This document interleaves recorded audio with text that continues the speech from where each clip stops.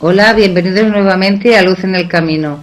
Somos Carlos y Esther, terapeutas, y tenemos con nosotros nuevamente a Eduardo, que es economista, es politólogo, me dejo algo, jurista, y es investigador también, y educador, y que ha vivido pues en múltiples países. Y entonces, pues nada, aquí lo tenemos con nosotros. Buenas tardes, Eduardo. Hola, buenas tardes, gracias. De nada, a ti. Y hoy queremos hablar de las emociones. Entonces, pues le pregunto a Eduardo qué idea tiene él sobre las emociones. Bueno, las emociones, según las ciencias sociales, son la respuesta que tiene el ser humano ante estímulos exógenos. O sea, cualquier estimulación externa produce una cascada de circunstancias a nivel psicológico, biológico y social en el ser humano.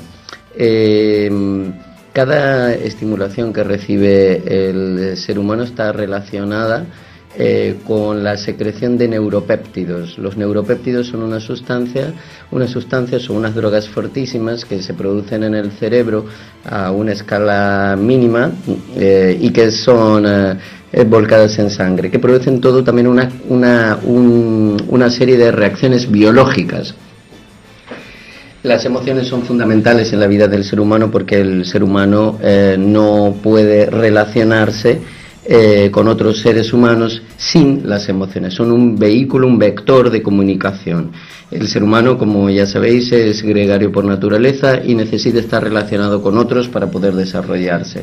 Por lo tanto, las emociones son un común denominador entre toda la especie humana. Antiguamente, en la Edad Media, y a raíz de la Edad Media, ¿no?, y desde los filósofos clásicos, se consideraba que las emociones era el principal enemigo del ser humano porque le hacía desequilibrarse, por decirlo de alguna manera, en aquellos objetivos fundamentales de vida que tenía, como podía ser la familia, el éxito social, político, económico, etcétera. Hoy sabemos que las emociones son una condición sine qua non indispensable de la vida humana, y un hombre sin emociones no tiene vida. Se dice en ciencias sociales que una persona sin emociones está muerta. Por lo tanto, son fundamentales en nuestra vida. Por otro lado, tanto las escuelas psicológicas como sociológicas consideran que las emociones han de vivirse y han de experimentarse, porque según las escuelas psicológicas, el 80% de los traumas o de los engramas son producidos por la autorrepresión o por la represión social de las emociones. Toda nuestra educación, toda nuestra socialización se produce a través de un mecanismo de represión inconsciente. O sea, nuestros padres nos dicen, esto no se hace, esto se hace. Naturalmente el niño tiene ciertas tendencias y ciertas apetencias, deseos, etcétera, pero continuamente está reprimido socialmente, que es lo que luego a lo largo de su socialización primaria y secundaria conformará su identidad. Por lo tanto, como he dicho antes, las escuelas psicológicas consideran, y a través de las diferentes terapéuticas, que el sujeto debe experimentar las emociones y a través de un trabajo concienzudo de recuerdo o de sentir emociones pasadas, se produce una catarsis, ¿no?, de liberación de ciertos significados. Por lo tanto, aconsejan que en el proceso de relacionarnos con el resto de seres humanos seamos lo más francos posibles, lo más honestos posibles, y experimentar las emociones dentro de unos límites. Una cosa, Eduardo. Sí. Emociones hay, yo creo que hay emociones positivas. Pues la alegría, por ejemplo, es una emoción positiva. Hay otras negativas, como la rabia, el odio. En términos generales se considera positivo y negativo, es que igual nos da placer o nos da molestia. Porque bueno, pero en términos generales se habla de 7 emociones básicas, ¿no? Que tienen que ver la ira, el placer, también el conocimiento metafísico, etcétera. Son 6 o 7. Pero esto también es relativo, lo del placer y del dolor, porque dependiendo del estado psicológico o emocional de la persona, hay cosas que para el grupo son placenteras, pero para la persona son totalmente para el sujeto son totalmente negativas, como esto se llama erotización del tánatos. Por ejemplo, cuando una persona está agobiada o está identificada con un cierto tipo de engrama o de trauma, a los ojos de los demás es tremendamente negativo y esta persona consciente o inconscientemente está disfrutando de esa negatividad. Por lo tanto, las emociones en términos generales nos hacen percibir y leer la realidad, y también en función del sistema de creencia, porque leemos lo que queremos creer, como las relaciones, etcétera. Queremos a veces querer la pareja que queremos tener y no compartir o encontrar una persona con la quien compartir. Por eso las emociones y todo en la vida siempre, como decía Gandhi, ¿no? El camino del medio es la solución, pero el equilibrio se logra a partir del autoconocimiento, sí y solo sí, porque si no lo que estamos intentando es conocernos desde fuera hacia adentro, y las emociones, cuando se culmina y se propone y se apoya a la gente para que las viva, forma parte del autoconocimiento desde dentro hacia afuera, porque son inevitables. Ese conocimiento, ¿te refieres a no tomarse las cosas ni muy exageradamente pues positiva o negativa, o no ser tremendistas, por ejemplo, y ser más o menos, conociéndose a uno, sabes lo que te está sucediendo, y un poco suavizar, tanto en el exceso ni el defecto? Vale, eso está muy bien y es perfectible hasta límites insospechados, lo del equilibrio, como antes lo explicaba, pero hay que tener en cuenta que vivimos en sociedades, las sociedades industriales o postindustriales o de la sociedad de la información se caracterizan por los niveles de neurosis, que son muy elevados. ¿Esto qué significa? Significa que las ansiedades, o sea, la base de la unidad de la ansiedad es el miedo, pero la sumatoria de ansiedades crea neurosis. Por lo tanto, el miedo a la N genera ira, porque la base de cualquier conflicto siempre es el miedo. Entonces, ¿qué sucede? Sucede que está muy bien, sí, es verdad, hay emociones que son negativas, otras que son positivas y tal, pero en sociedades bastante neurotizadas, ese baremo es muy difícil de calibrar, porque en términos generales hay grupos o mucha gente que se maneja en unos límites que no son para nada sanos y son la norma de la sociedad, como por ejemplo el miedo. Sí. La gente vive temerosa de los otros, del vecino, aparte que todo esto está sobrealimentado por las instituciones y el poder, por las élites, porque prefieren que la gente sea temerosa de sí misma, sobre todo de sí misma y de los demás, porque evidentemente cuando es temerosa de los demás, lo único que está haciendo es temerosa de sí misma, porque está proyectando esa imagen. Pero las élites saben cómo funciona este mecanismo y prefieren tener a la gente temerosa de sí mismo y de los demás para dividirlos, para poder gobernarnos de mejor manera, o sea, más eficientemente. Eficientemente significa con menor coste pecuniario.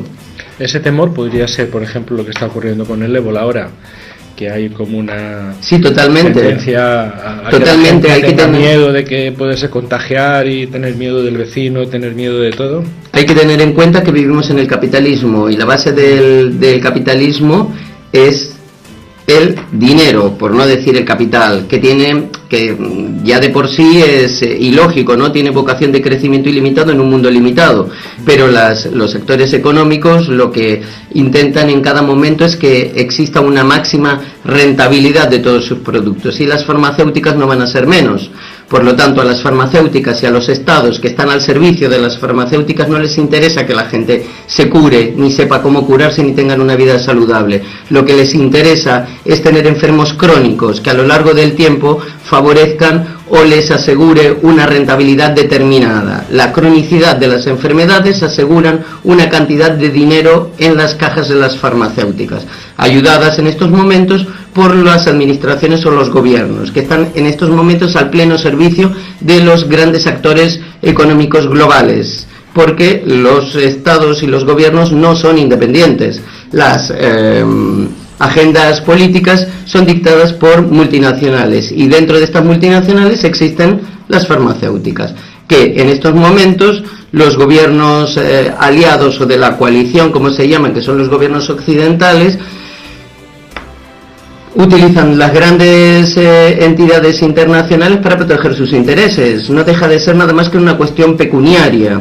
Entonces a la gente hay que amedrentarla, hay que atemorizarla para poder controlarla mejor. Gente libre es gente que sepa, gente con conocimiento, porque no se la puede manejar fácilmente. Por lo tanto, el miedo es una herramienta efectiva del control de las gentes. Y las emociones no favorecen que la gente se pueda conocer mejor. Es como un bloqueo, a veces llega a bloquear. Ya lo decía Aristóteles, ¿no? Conócete a ti mismo. Cuando uno se conoce a uno mismo y explora las emociones, por eso también los psicólogos aconsejan explorar las emociones. Si quieres enfadarte, enfádate.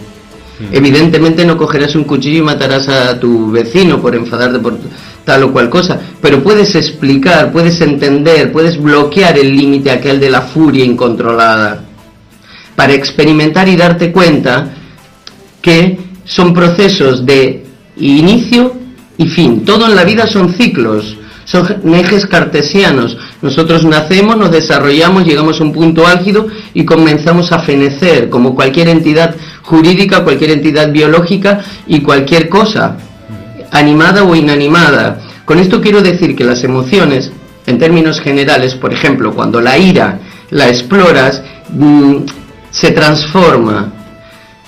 Si no la exploras, pasa a un estadio superior, que es ira incontrolada. Pero si la exploras y te metes en ella y te preguntas por qué estoy iracundo, seguramente entras en un pozo de tristeza. Y el pozo de tristeza nunca puede ser iracundo. Una persona triste nunca es iracunda, porque es un sujeto pasivo. Una persona iracunda es un sujeto activo. Entonces, recordad que todo lo positivo y lo negativo está dentro de nosotros, dentro de cada uno de nosotros y dentro de cada una de las casuísticas, dentro de cada una de las entidades, dentro de todo. Es una ley universal. Por lo tanto, es importante explorar las emociones. Una característica, por ejemplo, de las sociedades industrializadas es que hay un grave problema en la educación de los hombres. Como somos sociedades machistas y conservadoras, no se nos enseña, por ejemplo, a los hombres a ser sentimentales o a transmitir emociones. Por lo tanto, se produce un bloqueo entre padres e hijos y no sabemos cómo experimentar ciertas emociones o ser tiernos, porque eso no es de hombres. Es una falacia, es una mentira, pero también forma parte del control y del proceso, porque todo esto que hablamos e intentamos compartir este conocimiento, las élites ya lo saben. Hay otra cosa aparte de esto, creo que hay mucha confusión entre emociones y sentimientos. Mucha gente los confunde y en realidad no es lo mismo. Emociones y sentimientos, yo creo que es una... Igual sentimientos es una cosa más profunda, más estable, y emociones es más lo que va surgiendo con reacción a algo que está sucediendo. ¿Qué opinas tú? La diferencia radica en la racionalidad. La emoción está vinculada, es plenamente biológico y físico, y es inconsciente. Y el sentimiento es consciente. ¿Ves la diferencia? Es sutil, pero es radical. En esto también está muy relacionado la razón y la racionalidad. La razón es fundamental para comprender las cosas y entender la causalidad de las cosas, pero la racionalización de las cosas es como la enfermedad del pensamiento, cuando le damos vueltas y vueltas y vueltas a las cosas y llegamos a conclusiones que son totalmente ilógicas. Es como la enfermedad del intelectual. Una persona puede dedicarse a la ciencia, puede ser un académico, pero la racionalización excesiva de las cosas nos lleva a perder el norte del conjunto de las variables que pueden conformar una casuística determinada. Entonces, radica en la conciencia y la inconsciencia. Cuando el acto es instintivo, biológico y totalmente relacionado con la carne, por decirlo de alguna manera, y el sentimentalismo, la emoción, el sentimiento con la conciencia de esa sensación. También voy a hacer una pequeña acotación, que es lo del sentimentalismo. Lo del sentimentalismo sería como la racionalización, o sea, el defecto de la emoción y el sentimiento. Por ejemplo, se han hecho muchos estudios en antropología social sobre el sentimentalismo de las mujeres en el control del poder en las relaciones machistas. Por ejemplo, una mujer que en una estructura conservadora y machista desarrolló ciertas estrategias y políticas para controlar las relaciones, porque como era muy sometida tenía que desarrollar ciertas dinámicas tangenciales para obtener sus objetivos. Como un arma. Exactamente. Por ejemplo, llorar o plantear cierto lenguaje corporal que convencía al macho, ¿no? A esa casuística conservadora. También es verdad que eso cada vez se está superando más, pero existe, forma parte del lenguaje que utilizamos para comunicar. Recordad que las emociones no deja de ser un lenguaje más para relacionarnos. Claro. A veces es como que lo separamos. También hay que tener en cuenta que en los procesos educativos toda la información está desagregada y tenemos que ir haciendo todo ese trabajo de ir vinculándola y encontrándole una linealidad y una compleción o completitud para entender los procesos. ¿El sistema educativo está desagregado? ¿Quiere decir que no lo trata o lo trata muy...? No, el conocimiento está todo puesto sobre la mesa, por decirlo de alguna manera. Es como en Internet, sí, pero está desagregado aposta. Sobre todo, pensad en la historia de nuestro país. Cada administración hay una ley educativa nueva, porque entonces cada maestrito tiene su librito y esto no permite tener una linealidad. Aparte, cada gobierno, lo que hace cada administración, los éxitos de la administración anterior los derrumba, no los incorpora en su ideología. Este es un grave fallo que tenemos, porque no hay un pacto nacional como al estilo de Finlandia o de Suecia, que pasen los gobiernos que pasen, tienen claro cuáles son los objetivos del país, ¿no? Por eso tienen los mejores sistemas educativos. Bueno, has hablado antes de que interesaba que la gente sea enferma crónica. Entonces yo me pregunto que los grandes filántropos tipo Bill Gates, que mandan vacunas a África, sabemos que las vacunas tienen los virus atenuados y otras sustancias que crean enfermedades atenuadas de por vida. Entonces... Hombre, hay que tener en cuenta que también, las políticas implementadas a través de las vacunaciones masivas desde los años 70 hasta nuestros días han cambiado de manera importante. También es verdad que según fuentes de contrainformación aseguran que las nuevas campañas a partir del 2001, o sea, de que cuando ha comenzado la contrarreforma conservadora global, las vacunas están rediseñadas a través de la decodificación del genoma, y con la transgénesis han hecho realmente grandes avances desde el punto de vista genético. Pero claro, esto que parece una ventaja a nivel estructural también se puede convertir en una desventaja desde el punto de vista epigenético. Esto quiere decir que los diferentes planes de vacunas, según ciertas fuentes de contrainformación, son utilizadas para controlar los grupos de población. Recordad siempre que en el sistema capitalista hay unos flujos de no solo de capital, sino de recursos norte-sur muy importante. Esto tiene que ver con la teoría de países centrales y periféricos. Los países centrales son los países ricos y los países periféricos son los países pobres. Los países ricos van a los países del sur, o de Sudamérica, o de África, o de Asia, a buscar recursos. Estos recursos o esta materia prima, ya vais a entender por qué explico esto. Como por ejemplo en África, que en estos momentos con el desarrollo de la sociedad de la información hay recursos vastísimos que tienen que ver, por ejemplo, con coltán. El coltán es un mineral básico para el desarrollo de los dispositivos electrónicos, los gadgets electrónicos, como pueden ser teléfonos de última generación o ordenadores, etcétera, etcétera.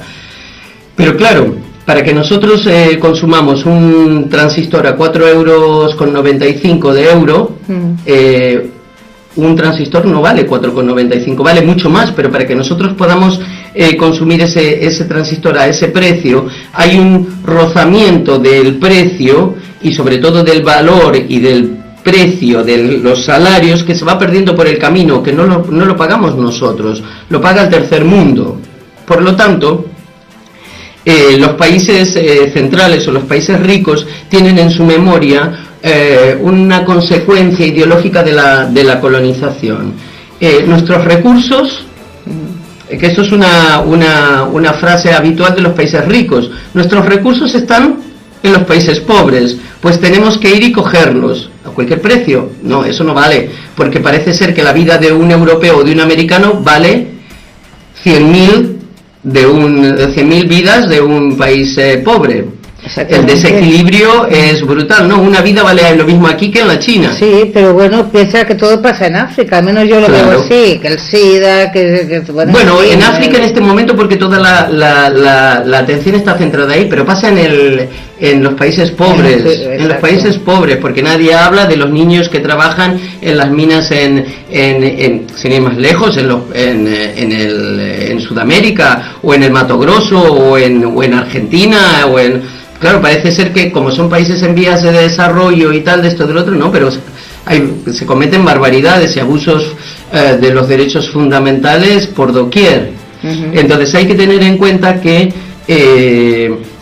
también existen políticas epigenéticas, o sea, de control de la población, y esto no se habla, pero existen desde el siglo pasado. Hasta antes de la Sociedad de las Naciones, que fue una sociedad de tipo global, política, surgida a raíz de la Primera Guerra Mundial, eran famosas las políticas epigenéticas aplicadas en la Commonwealth, o sea, por el Imperio británico y por los diferentes tipos de imperios que controlaban de una u otra manera con diferentes políticas demográficas. El hecho de que no se hable no significa que no se sigan aplicando, por lo tanto no me extrañaría que con el desarrollo de la ingeniería genética se estuvieran aplicando nuevos conocimientos para controlar la población a través de la vacunación. También es verdad que no dispongo de la fuente adecuada para certificar esta información, pero dentro del rango de posibilidades es totalmente factible. Es decir, que los virus estarían o bien en la naturaleza o bien podrían estar pues hechos en laboratorio. Todos estos nuevos virus del SIDA, del ébola. Estamos según los politólogos más progresistas, el nivel de ocultación de información a la ciudadanía global es de un 75 un 85%. Si nos hemos enterado que el genoma ha sido decodificado en el año 97-98, seguramente, y aparte, teniendo en cuenta las posibilidades del sector armamentístico industrial y de todas las investigaciones que ya antes de la Segunda Guerra Mundial habían sido desarrolladas, pero evidentemente que toda esta tecnología es totalmente factible y viable. O sea, no es un crimen aseverarlo, porque ya a partir según los experimentos Cameron antes de la Segunda Guerra Mundial, con las posibilidades de la psique y de la mente humana, que fueron comandados por este señor o dirigidos por este señor en la Universidad de Toronto, y fueron cancelados cuando él los canceló por propia decisión, por el temor y el descubrimiento de hasta qué límite se podía llegar, fueron retomados luego por las agencias de investigación, tanto el FBI como la NSA, la National Security Agency. Por lo tanto, somos totalmente ignorantes de las capacidades tecnológicas y científicas que disponen las administraciones y las principales agencias de seguridad. Eduardo, se nos echa el tiempo encima. Sí. Podemos echar un mensaje a ver cómo podemos administrar mejor las emociones para que no, en vez de volvernos en contra muchas veces, las tengamos a favor nuestro. Mi mensaje para todo el mundo, brevemente, porque nos queda muy poco tiempo. Mi mensaje para todo el mundo, y que en realidad te agradezco esta posibilidad porque me lo recuerdo a mí mismo, es: conócete a ti mismo, porque es la única manera de controlar las emociones. Conociéndose a uno mismo es como uno puede proyectar ese significado en los demás. Es la única manera. La solución no está afuera, está dentro. Venga, pues ya tenemos un motivo para llevarlo a práctica. De nuevo, agradeceros vuestra presencia, vuestra atención, y bueno, pues esperamos haber iluminado un poco el camino que podáis tener cada uno, haber puesto un poco de luz en el camino. Y bueno, hasta el próximo programa. Nos despedimos. Bueno, muchas gracias a todos. Yo quería añadir una cosa, ¿sí? Que hay solución para las emociones. Quiero decir que hay terapias, hay flores de Bach, hay cosas que podemos emplear, y buenos alimentos, por descontado, como siempre decimos, vitamina C, en fin. Todo cuenta, ayuda y demás. Pues bueno, gracias a todos. Gracias. Hasta el próximo programa.